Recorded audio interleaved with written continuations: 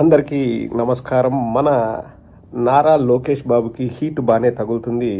మొదటిసారి నారా లోకేష్లో బేలతనం చూసాం. ఇన్ని రోజులు ఏం చేశారు? సోషల్ మీడియా కార్యకర్తల మీద కేసులు పెట్టి సునకానందం పొందారు. 6 నెలల్లోపు ఏదో చేయాల్సిందంతా చేస్తాను, రెడ్ బుక్ రాజ్యాంగం అది ఇది అని చేశారు. అంటే ఏంటి, ఇంకా మనం పరిపాలన చేయకపోయినా ఎవరేం అడగరు, కొద్ది రోజులు టైం ఇస్తారు కదా మనకు ప్రజలు అని చెప్పేసి ఆలోచన చేశాడు. ఒక ఇంటర్వ్యూలో క్లియర్గా వంగల్పూడి అనితనే చెప్పింది, ఫస్ట్ 6 నెలలు మేము చేయాల్సినటువంటి చేస్తాము, కక్ష అంతా తీర్చుకుంటాము, పగ తీర్చుకుంటాము, వాళ్ళని కొడతాము, వాళ్ళని తిడతాము, బూట్కాలతో తంతాము, రెడ్డి లంజా కొడకలు అంటాము, ఆ తర్వాత మేము పరిపాలన చేయడం మొదలు పెడతామని చెప్పేసి ఏబిఎన్ ఓపెన్ హార్ట్ విత్ ఆర్కేలో స్వయంగా రాధాకృష్ణగా చెప్పారు మన వంగల్పూడి అనిత గారు. సో అదే చేశారు ఫస్ట్ 6 నెలలు. ఇప్పుడు ప్రజలు ప్రశ్నించడం మొదలుపెట్టారు. జగన్మోహన్ రెడ్డి గారు స్వరం పెంచారు. జగన్మోహన్ రెడ్డి గారు 2.0 అని చెప్పేసి ఇంకా వేరే విధంగా ఉండబోతుంది అని చెప్పిన వెంటనే వీళ్లకు భయం మొదలైంది. నేను ఎప్పుడు కూడా భయపడుతున్నారు, షాక్ అవుతున్నారు, దబిడి ఈ ఎక్కువ నాకు చెప్పడం ఇష్టం ఉండదు. ఎందుకంటే రాజకీయాల్లో విమర్శ ప్రతి విమర్శ ఉండాలి, కానీ భయాలు భయపడ్డాలు ఉండకూడదు అనేది నా ఫీలింగ్. కానీ నారా లోకేష్ ముఖంలో భయం కొట్టొచ్చినట్టు కనిపిస్తుంది. అలాగే అద్భుతమైన కొసమెరుపు కూడా ఉందండి. ఇంతకుముందు చూపించడం లేదు, నాకు గుర్తులేదు. మన మాజీ ముఖ్యమంత్రి వర్యులు రోసయ్య గారు చంద్రబాబు గురించి 2004 ఆ టైంలో చెప్పిన అద్భుతమైన మాటలు 20 ఏళ్ల క్రితం, అంటే బ్రహ్మంగారు కాలజ్ఞానం చెప్పినట్లు రోసయ్య గారు ఆ రోజు చెప్పారు. అంటే చూసే చెప్పారు. ఇప్పుడు అదే రిపీట్ అవుతుంది, అదే కొసమెరుపు. ముందు నారా లోకేష్ ఏమంటున్నాడో ఒక్కసారి వినండి. బేలమొహం వేసుకొని నారా లోకేష్ ఏం మాట్లాడుతున్నాడో వినండి. అమలు చేస్తున్నాం, పద్ధతి ప్రకారం చేస్తున్నాం. వాళ్ళు దాదాపు 4,000 కోట్ల రూపాయలు బకాయిలు పెట్టిపోయారు, అవన్నీ తీర్చాలి. ఈ ఇయర్ ఫీ రీఎంబర్స్మెంట్ మొదటి విడత చేసాం, 2వ విడత కూడా క్లియర్ చేస్తాం. తల్లికి వందనం మేము స్కెడ్యూల్ ప్రాక్టీస్ చేసాం, రైతులకి ఇవ్వాల్సిన దానిపైన మా స్కెడ్యూల్ మేము ప్రాక్టీస్ చేసాం, గ్యాస్ అమలు చేసాం, దాని తర్వాత పెన్షన్ పెంచాం, అన్న క్యాంటీన్ ప్రారంభించాం, ఉద్యోగాలు కల్పన మొదటి హామీ. అది ఎవరు మాట్లాడలేదు, 20 లక్షల ఉద్యోగాలు కల్పిస్తామనేది మా మొదటి హామీ అండి. 7 నెలల్లో 4 లక్షల మందికి ఉద్యోగాలు కల్పించే కంపెనీలతో ఒప్పందాలు కుదుర్చుకుని ఎగ్జిక్యూట్ చేస్తాం. And will make it a reality by 2029. అది చేశాం. ఇప్పుడు నేను అడుగుతున్నాను, సంపూర్ణ మద్యపాన నిషేధం చేస్తున్నారు, చేశారా? I'm asking straight question. CPS రద్దు చేసి ఓపీఎస్ కి వెళ్తామన్నారు, చేశారా? ఈ రెండింటికి సమాధానం చెప్పండి. స్ట్రైట్ గా వైసీపీ నేను ప్రశ్నిస్తున్నా, జగన్ గారిని ప్రశ్నిస్తున్నా. Ask him to answer these 2 questions first. Before criticizing NDA government, ఈ రెండింటిపైన ఆయన సమాధానం చెప్పమని.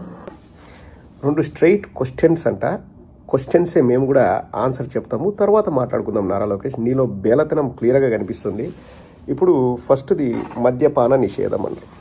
మేము మద్యపాన నిషేధం దశలవారీగా చేస్తూ లాస్ట్ 1 year ఉన్నప్పుడు ఓన్లీ 5 స్టార్ హోటల్స్లోనే ఉండేటట్లు చేస్తామని జగన్మోహన్ రెడ్డి గారు చెప్పిన మాట వాస్తవం. మేము ఎక్కడ కూడా దాన్ని కాదనట్లేదు.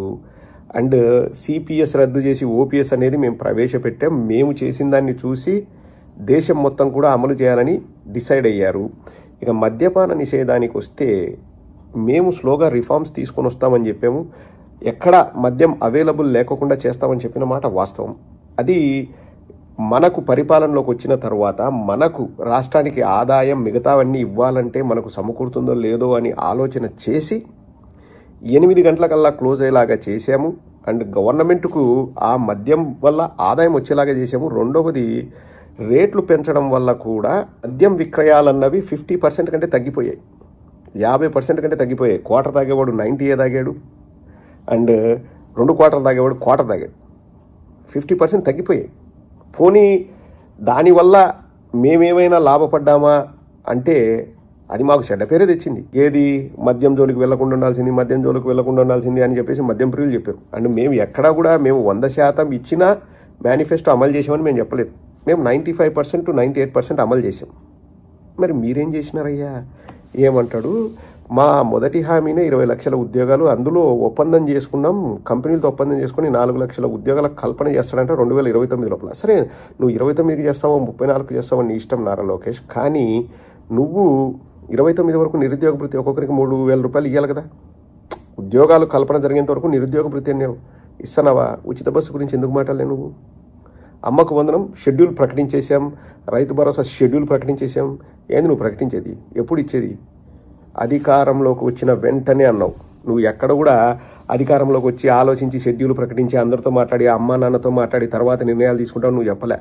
అసలు ఆ అన్నా క్యాంటీన్ అనేది ఇంకోసారి మీరు పబ్లిసిటీకి వాడుకోవద్దు, మీకే మైనస్ అవుతుంది నేను చెప్తున్నా. అంతకంటే దరిద్రం ఉండదు. ఫస్ట్ ఈ 2 సిలిండర్లు ఇచ్చినారయ్యా, క్లారిటీగా చెప్పు. మాట్లాడేది దాటవేత ధోరణి కాదు, మీ నాయన మాదిరి అబద్ధాలు చెప్పడం కాదు. క్లారిటీగా చెప్పు, ఎన్ని సిలిండర్లు ఇచ్చినారు? ఆ విషయం చెప్పాలి కదా. 1500 18 ఏళ్ళు దాటిన మహిళలకు 1500 అన్నావు.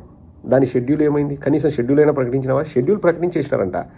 అది ఫీజు రీయింబర్స్మెంట్ ఫస్ట్ ఇచ్చినారంట, సెకండ్ షెడ్యూల్ ఫీజు రీయింబర్స్మెంట్ అందక ఎంతమంది విద్యార్థులు ఇబ్బంది పడుతున్నారో ఒకసారి వెళ్ళి విద్యార్థులను అడిగితే తెలుస్తుంది. నారా లోకేష్, విద్యా వ్యవస్థను నిర్వీర్యం చేసావు. ఇప్పుడు మీరు ఏం చేస్తారు అంటే, మేము ఏం చేస్తామో అది కాదు. జగన్మోహన్ రెడ్డి గారు మద్యపాన నిషేధం గురించి ఏం మాట్లాడతారు? సరే, జగన్మోహన్ రెడ్డి గారు చెప్పిన దాంట్లో 95% మేము అమలు చేసామని చెప్తున్నారు. ఇప్పటికీ మేము గుండెల మీద చేసుకుని హ్యాపీగా చెప్తున్నాం. నువ్వు మద్యపాన నిషేధం అంటున్నావు కదా, మద్యపాన నిషేధం వల్ల మాకు లాస్ వచ్చింది అంటే యాజ్ ఎ పార్టీ మేము దానివల్ల ఇబ్బంది పడ్డాం. ఇప్పుడు నువ్వు ఈ అన్నిటి వల్ల నువ్వు ఇబ్బంది పడడానికి నువ్వు రెడీగా ఉండవని చెప్తున్నావా? ఒక్కదాన్ని పట్టుకొని మీరు సూపర్ 6లో ఒకటి అమలు చేయట్లేదు. ఏమన్నావు? 3000 నుంచి 4000 చేసినావా? ఎంతమందికి చేసినావు? 50 ఏళ్ళు దాటిన ఎస్సీ ఎస్టీ మైనారిటీ వాళ్ళందరికీ కూడా, బీసీలకు వాళ్ళందరికీ కూడా 4000 ఇస్తా అన్నారు. ఇచ్చారా? ఏ ఒక్క హామీ అమలైందని? నువ్వు అనుకున్నటువంటి చేసినాము. అసలు మెగా డిఎస్సి పైన మొదటి సంతకం అన్నారు. ఏమైంది మెగా డిఎస్సి? ప్రతి సంవత్సరం జనవరిలో జాబ్ క్యాలెండర్ రిలీజ్ చేస్తా ఉన్నాడు. ఏమైంది జాబ్ క్యాలెండరు? ఏమైంది? దీని గురించి అండి రోషయ్య గారు చక్కగా చెప్పారు. దాన్నే కొసమెరుపుగా చూపిస్తాను చూడండి. మీరు ఆశ్చర్యపోయి షాక్ అవుతారు. ఒరణి పాసులో ఎట్ట చెప్పినాడు, ఆయనకి ఏమైనా కాలజ్ఞానం తెలుసా అని. దట్ ఈస్ చంద్రబాబు బుద్ధి అది. 20 ఏళ్ళైనా చంద్రబాబు బుద్ధి మారలే. ఏమన్నా స్క్రిప్ట్ మారిందండి? 20 ఏళ్ల క్రితం రోషయ్య గారు చెప్పింది ఏమన్నా స్క్రిప్ట్ మారిందా? As it is. మీరే సలహాలు ఇవ్వండి అన్నాడు. మొన్న నువ్వు చెవిలో చెప్పు నేను వింటా అన్నాడు. ఆవేదన కలుగుతుంది, ఆవేశం వస్తుంది, అది వస్తుంది, ఇది వస్తుంది. రాష్ట్రం క్లిష్ట పరిస్థితుల్లో ఉంది. మేము ఇప్పుడు ఇవ్వలేకపోతున్నాం, ఇవ్వాలని నాకుంది, మీరు అర్థం చేసుకోవాలి. Same to same. ఏం మారింది చెప్పండి? ప్రజలు అడుగుతున్నా, ఏం మారింది? అయినా మనిషి మారలేదు, అతని తీరు మారలేదు. దట్ ఈస్ చక్రం బాబా.